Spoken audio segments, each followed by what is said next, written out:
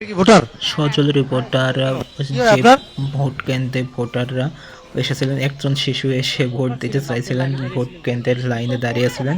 তাকে জিজ্ঞাসা করা করা হলো, আপনি কি ভোটার? তিনি না উত্তর দিয়ে দৌড়ে পালালেন এবং হাসতেছেন। এখন এই কেন্দ্রে হয়তো ভোটার না তিনি, তিনি জামাতের একজন প্রার্থী ছিলেন।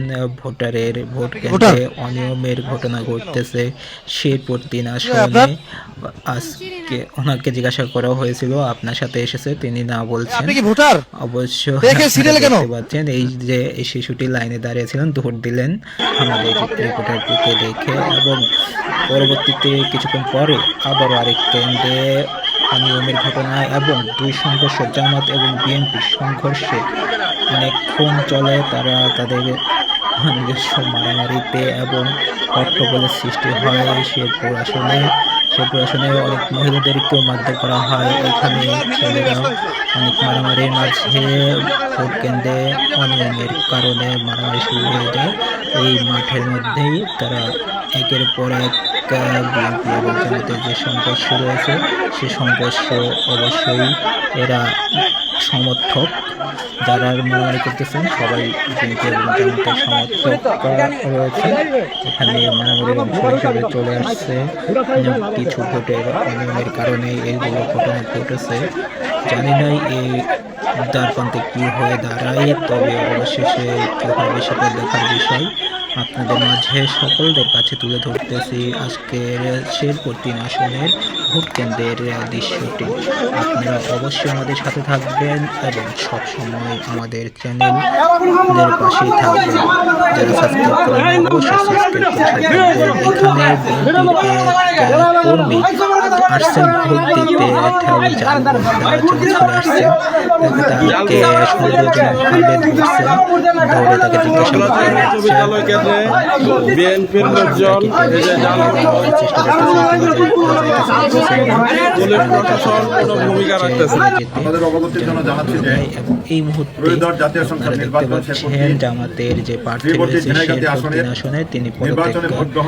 তার বক্তব্য আপনারা শুনতে থাকুন, আমাদের চ্যানেলটির সাথে থাকুন এবং যারা এখনো সাবস্ক্রাইব করে নেন সাবস্ক্রাইব করে দেবেন এবং ফেসবুক পেজ থেকে যারা শুনতেছেন ফেসবুক পেজটি অবশ্যই ফলো করে দেবেন। আমাদের সাথে থাকার জন্য অসংখ্য ধন্যবাদ। শুনতে থাকুন, আমাদের এই পোস্টটির সাথে থাকবেন।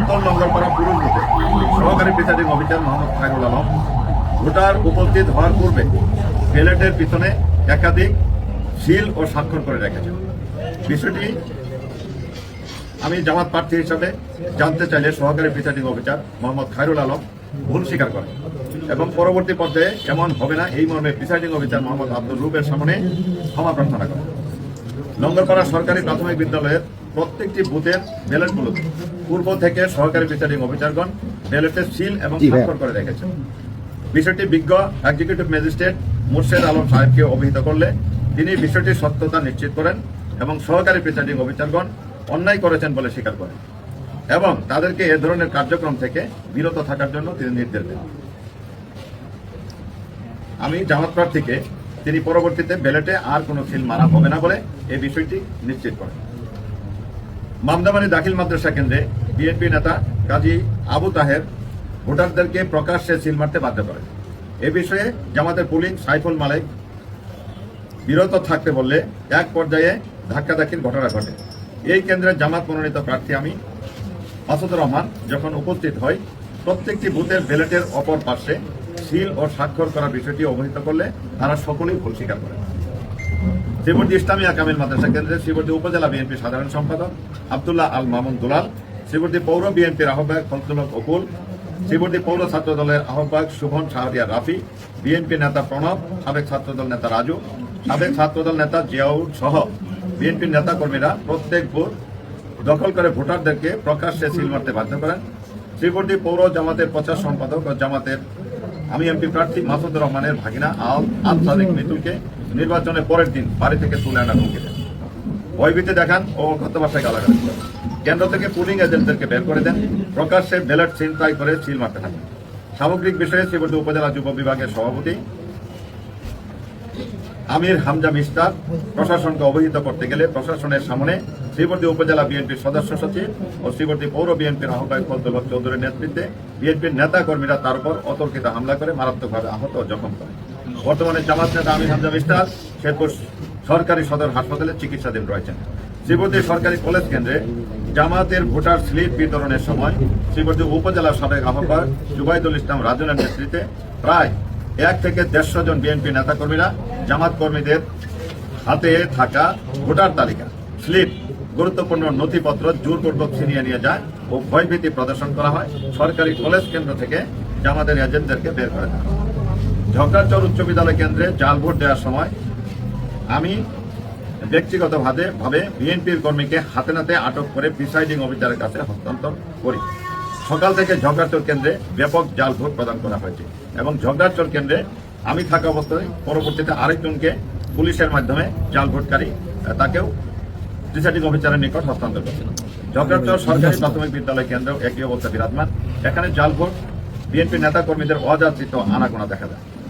বেলুয়া ইউনিয়নের শিমলচড়া সরকারি প্রাথমিক বিদ্যালয় কেন্দ্রে বিএনপি নেতা ও ইউনিয়ন পরিষদের চেয়ারম্যান আব্দুল করিমের নেতৃত্বে আমি জামাত প্রার্থীর পুলিং এজেন্টদেরকে অকথ্য ভাষায় গালিগালাজ করে বুথ থেকে বের করে দেওয়া হয়। বিষয়টি প্রিসাইডিং অফিসার হুমায়ুন কবির জুয়েলকে অবহিত করা হলে কোনো প্রতিকার পাওয়া যায়। Sreebardi Akbaria public pilot institution থেকে কেন্দ্রে শ্রীবর্দী পৌর বিএনপির সদস্য সচিব এম সোহান, পৌর বিএনপির যুগ্ম আহ্বায়ক শহীদুল্লাহ কায়সারের নেতৃত্বে একদল ভোটার জাল ভোট প্রদান করে দাঁড়িপাল্লা প্রতীকের এজেন্টদেরকে হুমকি ও ভয়ভীতি দেখিয়ে বুথ থেকে বের করে দেয়। হরিয়া কাজীচর ইউনিয়নের পুরাগড় সরকারি প্রাথমিক বিদ্যালয়ে ধানের শীষের এজেন্ট মোসাম্মদ রুজিনা বেগম নিজ হাতে ভোটারদের ব্যালটে সিল দিয়ে ব্যালট বাক্সে ফেলেন।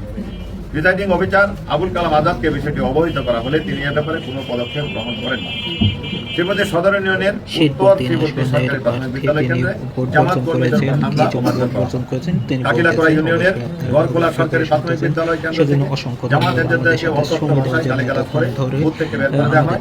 এই ব্যাপারে প্রিসাইডিং অফিসার প্রশাসনকে অবহিত করে ঝিনাইগাতী উপজেলা গামছা ইউনিয়নের আইনাপুর উচ্চ বিদ্যালয় কেন্দ্রে বিএনপি নেতা কর্মীরা জাল ভোট দিতে থাকলে তাদেরকে আটক করা হলে জামাতের সকল নির্বাচনের নিউজ পারভেজ রিপোর্টারকে অসংখ্য ধন্যবাদ দেওয়ার জন্য